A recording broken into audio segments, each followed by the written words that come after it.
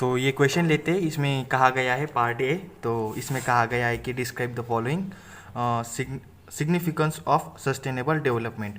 तो ये हमारा क्वेश्चन है, 5 मार्क का है। तो सबसे पहले समझेंगे कि कितने मार्क्स को कितने लिखा जाए। तो जो 5 मार्क्स है तो एक्सपेक्ट करते हैं कि 10 पॉइंट्स इसके होंगे, तकरीबन एक मार्क्स 2 पॉइंट के लिए। तो ऐसा कुछ इसका पैटर्न रहता है। और अगर आप इसमें डायग्राम वगैरह डालते हैं तो काफ़ी ज़्यादा अच्छा होगा। मैं तो रिकमेंड करूँगा कि अगर आप किसी क्वेश्चन के लिए डायग्राम निकाल सकते हैं, स्केलेटन में उसको दिखा सकते हैं तो काफ़ी अच्छा होगा। उससे जो एग्जामिनर है वो इम्प्रेस होते हैं, सच में ये होते हैं, ताकि वो पूरा पढ़ते नहीं बैठते ना चीज़ें। तो डायग्राम एक पॉइंट रहेगा आपका इसमें कि डायग्राम रखिए हर चीज़ में। अगर क्वेश्चन काफ़ी बड़ा है, 6 8 10 मार्क का है, तो डायग्राम निकालना प्रोबेबली आप ट्राई करिए। बाकी ये क्वेश्चन लेते तो सबसे पहले आपको लाइन लकीरें नहीं भरनी। मैंने हमारे दोस्त को देखा है, वो इधर भी ऐसे एक रेस मार देता है, फिर इधर भी एक, और फिर ऊपर एक और। तो ऐसे कुछ नहीं करना आपको, बस सिंपली मैं ऐसा ट्राई करता हूँ कि जस्ट एक यहाँ पर एक ऐसी लकीर खींच देता हूँ। ये हो गया मेरा पैटर्न। अभी यहाँ से मैं इधर लिखूंगा, इधर भी ऐसे पूरे अंदर तक नहीं लिखूंगा, बस यहाँ तक के जितना मेरा भी हैंड राइटिंग जाएंगी यहाँ तक के, ऐसे यहाँ से लेकर यहाँ तक के। इधर का जो पोर्शन है यहाँ तक के, यहाँ पर वो जनरली मार्क्स लिखते हैं ऐसे, तो यहाँ तक के लिखना है। और यहाँ पर आपको जनरली क्या लिखना है, अब जैसे कि देख लीजिए आपका, अगर यहाँ पर एक क्वेश्चन नंबर 1 है जो कि बड़ा है और फिर इसके अंदर सब पॉइंट्स है, तो यहाँ पर आप ऐसे लिख सकते हैं कि पार्ट ए, फॉर एग्जाम्पल ये है पार्ट ए। मैं थोड़ा फास्ट लिख रहा होता, हैंड राइटिंग निगलेक्ट कर दीजिएगा मेरी। तो यहाँ पर क्वेश्चन ए, ये है 1, और इसके अंदर मेरा सब पॉइंट आ जाएगा 1.1, ये मेरा क्वेश्चन रहेगा। और इसके अभी नीचे, इसके नीचे में ऐसा सॉल्यूशन, अगर मैथमेटिक्स है आपका, अगर आंसर राइटिंग है तो फिर ऐसे आंसर ऐसे कर देता हूँ। तो थोड़ा आप इसको ऐसे दिखा सकते हैं, ऐसा नॉर्मली ऐसे ही पीपल लिखते हैं, मैं ऐसा कुछ कर देता हूँ, या फिर ऐसा इसके ऊपर फिर ऐसे आंसर।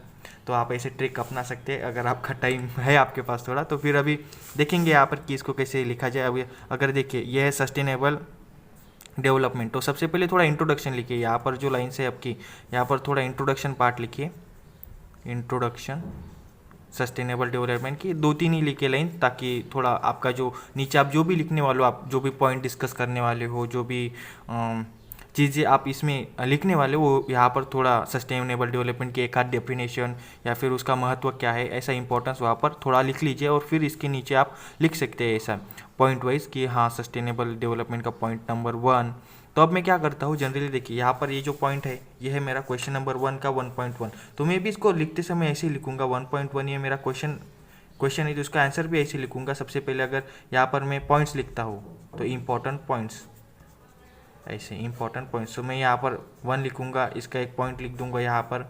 फिर अगर इसका एक सब पॉइंट रहा तो मैं इसको 1.1 ही लिखूंगा। जनरली स्टूडेंट क्या करते हैं कि अगर पॉइंट नंबर 1 लिखा है तो इसके नीचे ए बी सी ऐसे लिखते। तो ये क्या होता है, जो सबकॉन्शियसली जो एग्जामिनर का माइंड होता है वो यहाँ पर काम नहीं करता, वो समझ नहीं पाता कि कितने पॉइंट्स लिखे। अगर आप उनको बता देते हो कि मैंने 1 पॉइंट लिखा है, 2 पॉइंट लिखा है, 3 पॉइंट लिखा है, 4 पॉइंट लिखा है, ऐसा अगर आप 5 6 पॉइंट लिखते हो एक ही पॉइंट के अंदर, तो वो समझ जाते हैं, उसको गिनने की जरूरत नहीं पड़ती कितने पॉइंट्स लिखे, वो डायरेक्टली समझ जाता है अच्छा ये इन्होंने 5 पॉइंट लिए तो अच्छा मार्क्स है, चलो ले लो 5 पैकी 5 मार्क्स। तो वैसी सीन होता है। तो आप जनरली प्रेफर करिएगा कि अगर आप 1.1 में लिख रहे हो तो फिर 1.1 1.2 ए बी सी डी, या फिर कोई कोई रोमन भी लिखता है ऐसे 1.5 वगैरह।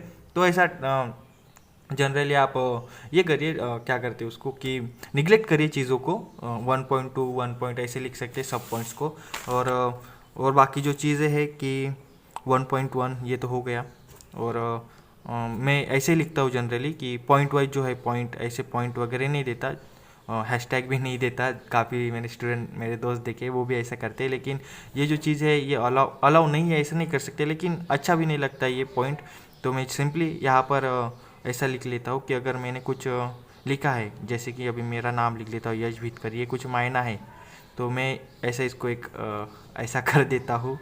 तो ये थोड़ा इम्पैक्ट डाल देता है जल्दी समझने के लिए। एक स्ट्रॉन्ग अगर पॉइंट रहा उसके नीचे फिर मुझे सब पॉइंट्स लिखने, तो मैं ऐसा कर देता हूँ, या फिर कभी कभी इसके नीचे लाइंस आग देता हूँ ऐसे।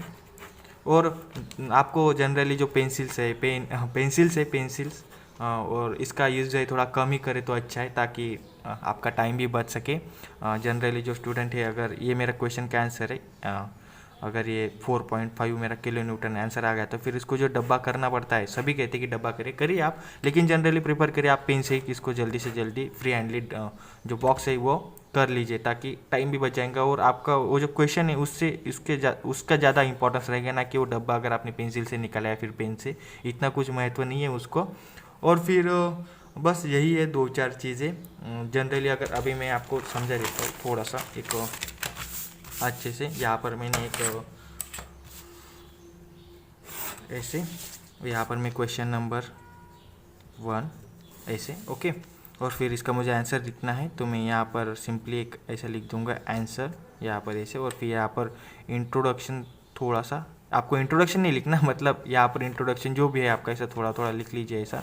फिर इसके नीचे थोड़ा पॉइंट्स, तो पॉइंट्स कैसे, अभी ये मेरा क्वेश्चन नंबर 1 है तो क्वेश्चन नंबर 1 का एक पॉइंट मेरा आ जाएगा, फिर आ जाएगा कि Yash Bhitkar is bad guy something like. फिर इसके नीचे अगर कुछ पॉइंट अगर लिखना है तो फिर ऐसे Yash Bhitkar do not study well, और Yash Bhitkar I hate myself something. और फिर सेकंड पॉइंट में यहाँ पर अगर दूसरा है कि यूट्यूबर कैसे ना बने, थर्ड पॉइंट की पढ़ाई में कैसे अच्छा परफॉर्म कर सकते हैं, ऐसे आप लिख सकते हैं ऐसा। फिर जो चीज़ें हैं वही है कि 5 मार्क्स के होगा तो 10 पॉइंट लिखिए, अगर 8 मार्क का है तो 10 ही पॉइंट लिखिए, 10-12 तकरीबन आपका हर चीज़ को लेकर 1-2 पेजेस लिखना चाहिए, इससे ज़्यादा मत लिखिए, आगे पीछे एक ही पेज। और फिर थोड़ा ज़्यादा होगा तो ऐसे, जैसे कि अभी एक क्वेश्चन था मेरा 25 मार्क का था, ये इन्वायरमेंटल का है, तो मैंने लिखा भी नहीं, इतना कुछ इंपॉर्टेंस नहीं रहा इसके लिए।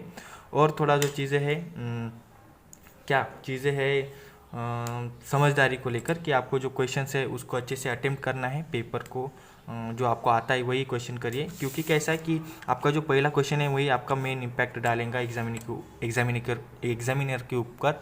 अगर आप अच्छे से पहले क्वेश्चन अटेम्प्ट करते तो उसको लगेगा कि बंदे में दम है, अच्छा राइटिंग करता है, अच्छे स्किल से प्रेजेंटेशन भी अच्छा करता है, तो वो उसका जो तजुर्बा है अगर वो 10 में से 8 दे रहा है तो फिर आपका जो सीक्वेंस है वो 8 ही के अराउंड रहेगा। और अगर उसने पहले इसमें ठान लिया कि 6-7 मार्क्स देना है तो फिर वो 5-6 में ही खेलेंगे आपको।